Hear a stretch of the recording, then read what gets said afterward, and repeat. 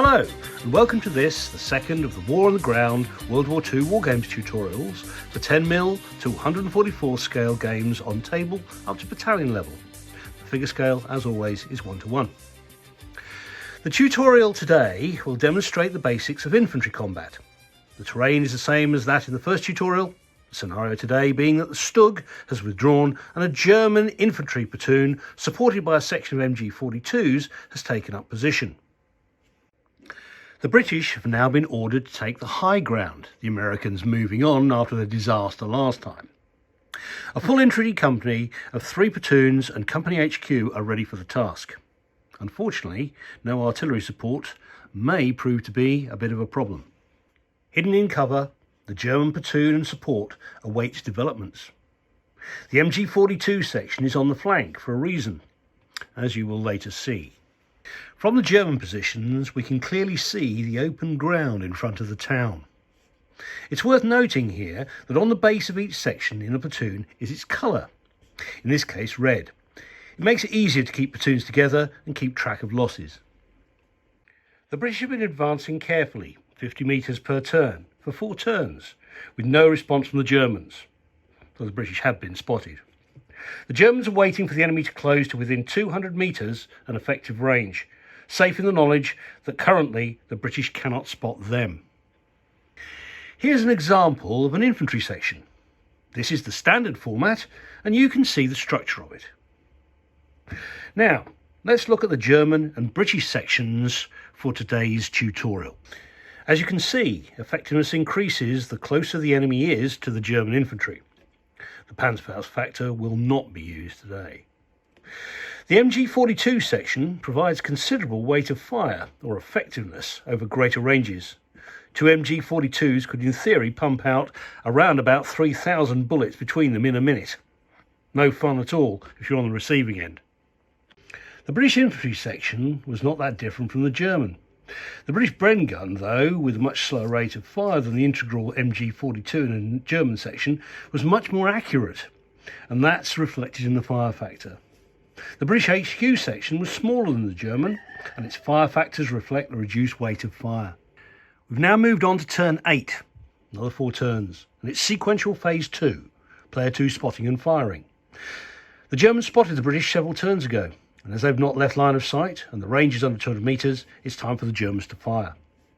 But only one German section is within 200 metres. It's the only one that will fire at present. In phase 3, the British will attempt to spot and fire back. The German base fire factor at up to 200 metres is a 9. The target is moving, +1. Self-stationary, +1. The British are at the hedge line, so the target is in light cover, -2. The adjusted factor is 9.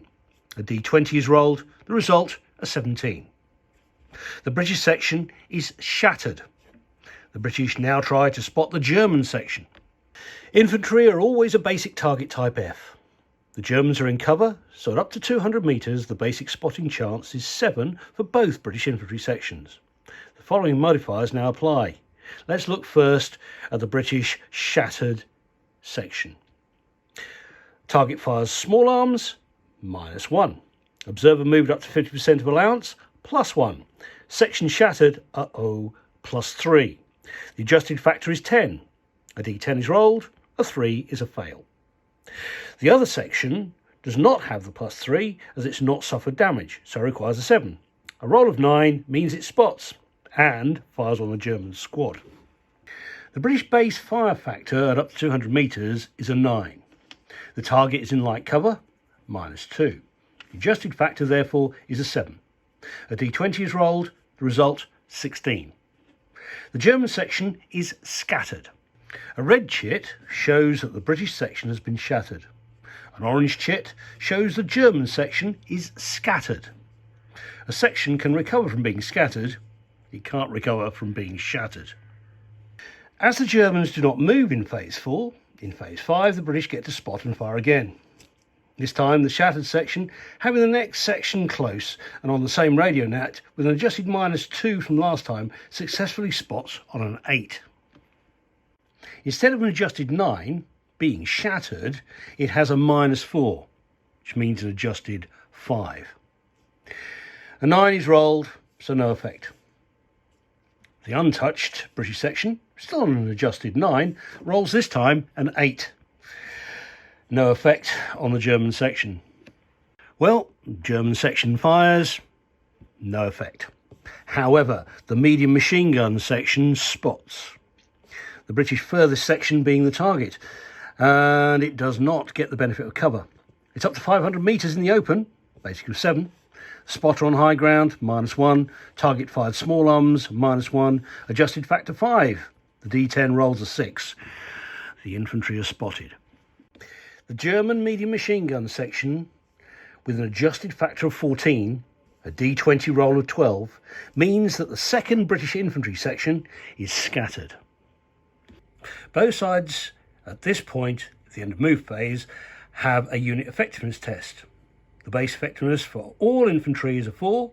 This is the default value for units, but there are many exceptions. The German platoon has 25% of its strength scattered, +1. Its HQ is still intact, which is good news. A D10 is thrown now to see what the modified result is. A 9 is thrown. This is an extra -2, so the adjusted effectiveness value is 3. The unit is fine. The British, on the other hand, have 50% of the platoon either scattered or shattered, +2. The D10 result is 4, +1 modifier. The British platoon has a modified result of 7. It's unnerved and must move to cover or halt next turn. Following the effectiveness test, scattered chits, orange, are replaced with dispersed chits, white. So, next turn, turn 9, the British advance has been stopped, but there are still 2 platoons untouched, so it might be time to attempt to outflank the Germans, but it will be hard work. Time to call for artillery support, or armour.